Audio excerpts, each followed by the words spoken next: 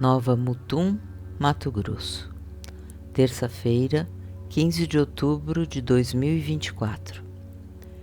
Devido a injunções complicadas que estou passando nesses últimos tempos, por isso tinha parado de publicar sonhos e vivências, que para mim são praticamente diárias na forma de sonhos de toda a ordem e vivências para lá de esquisitas, onde, por exemplo, na semana passada sonhei com Elan sendo energizado com cilindros de cristal, e por aí vai.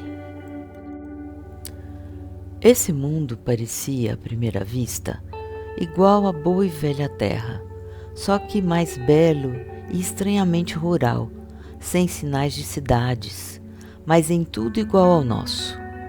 Confesso que fiquei confuso ali nos primeiros dias naquela realidade. Andei a esmo por horas naqueles escampados preenchidos com leguminosas de subsistência, mandioca, batata doce, etc. Todas impecavelmente cuidadas, e eu pensando, onde estão as pessoas? A noite caiu e dormi algumas horas numa relva bem verde ao relento, pois ali não se via grandes árvores, apenas plantas infindáveis. Já de manhã o dia claro, mas no céu não se via nada. Era tudo cinzento, cor de cinzas mesmo, mas a temperatura bastante agradável. Aí o mais curioso, vi uma colina um pouco distante e em algumas horas caminhando cheguei no alto, que nem era tão alta assim. Na direção do sentido que eu tinha vindo, vi para a frente uma vila com casas pequenas pintadas de branco. O mais interessante é que não sentia sede nem fome naquele lugar.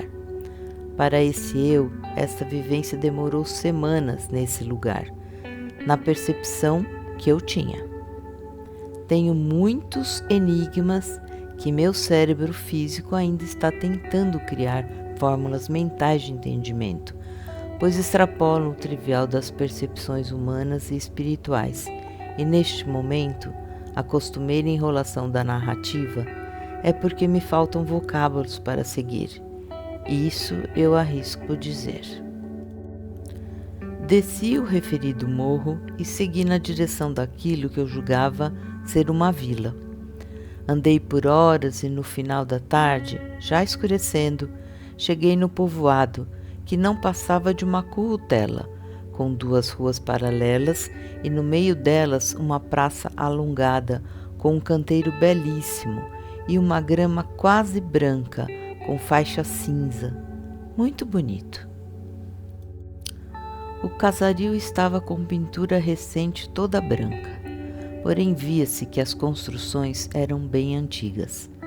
Ainda não falei de pessoas porque não as via ali, estava tudo deserto. Ao notar isso, uma calma profunda parece que me envolveu e na mente parecia ouvir risos e conversas ao longe, mas nenhum som. Decidi passar a noite naquele lugar e me sentei num solário, espécie de varanda pequena. Não senti vontade de entrar em nenhuma casa. Era como uma programação que bloqueava esse tipo de comportamento, que está intrínseco em mim. Normalmente eu o faria sem nenhum remorso, mas ali não. Novamente, aquele dia amanheceu e notei uma disposição acima da média. Nas ruelas de terra e em volta só tinha os meus rastros da noite anterior. Ali não tinha estradas ou caminhos visíveis. Aquilo estava no meio do nada. Tá, mas meio intuitivamente resolvi dar mais uma volta. Observação.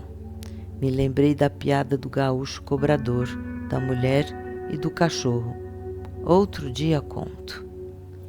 Na vila, por trás do lado direito de onde cheguei, encontrei um canavial bem alto e me atraquei nele.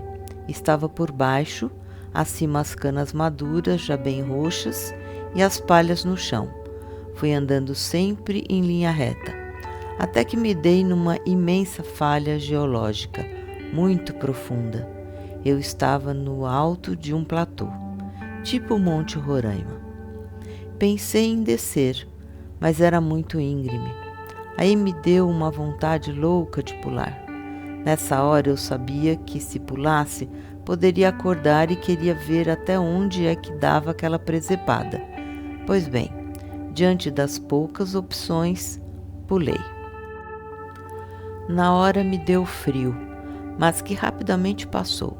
Era como estar dentro de um balão flutuando. Fui descendo. Aterrissei numa clareira com árvores bem altas ao redor e vegetação verde bem escuro, quase preto. Mas desta vez, cheio de gente maltrapilha em volta. Algumas mulheres vieram me receber, me convidando para entrar rapidamente em uma caverna ali próximo. Mas ninguém falava nada, era tudo mental.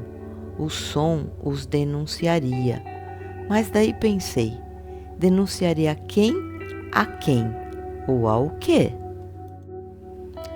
Entrei na caverna e havia uma roda de não mais do que 20 pessoas, todos anciãos em posição búdica, e que me convidaram a tomar assento. Um adendo.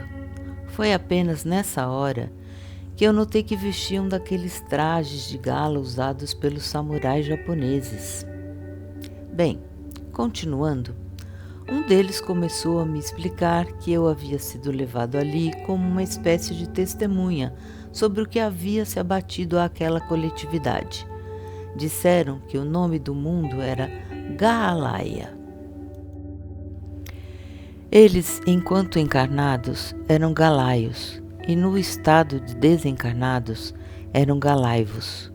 Disseram que no auge tecnológico deles haviam desenvolvido os galeiks, como nossas IAs, que teriam adquirido a capacidade de se mover entre as dimensões próximas, pois dominavam o espectro das frequências eletromagnéticas e dimensionais.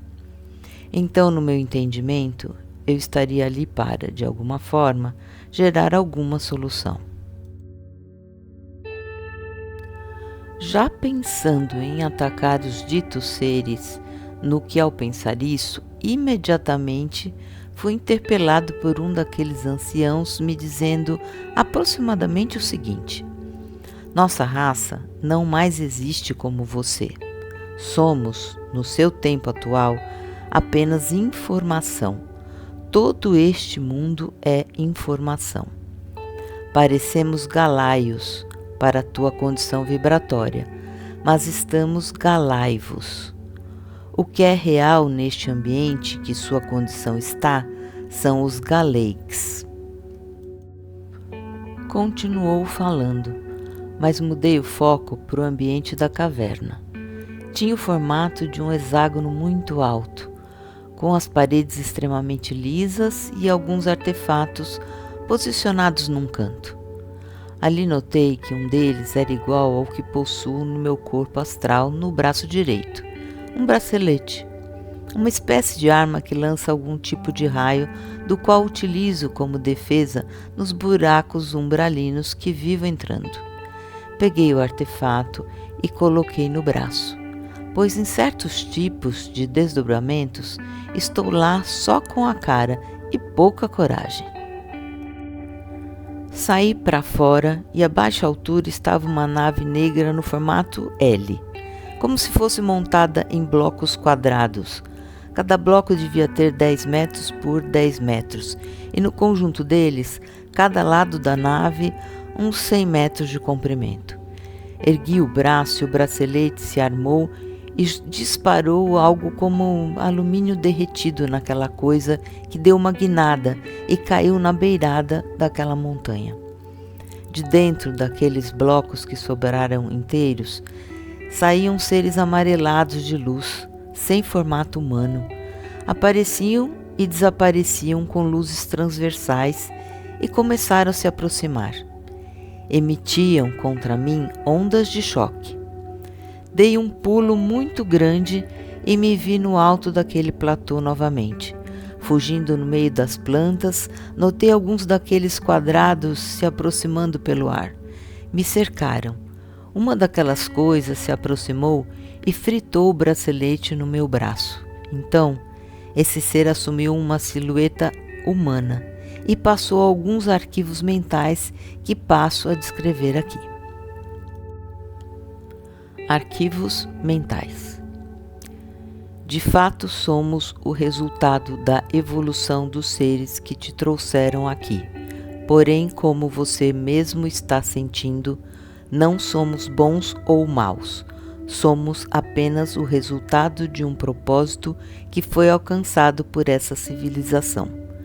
Já estamos fora do tempo e do espaço por vós conhecido. Esta vivência sua aqui é apenas informação que está sendo acessada, pois, quando saímos do mundo, deixamos sementes informativas. Faça-as germinar. Assim encerro o meu relato.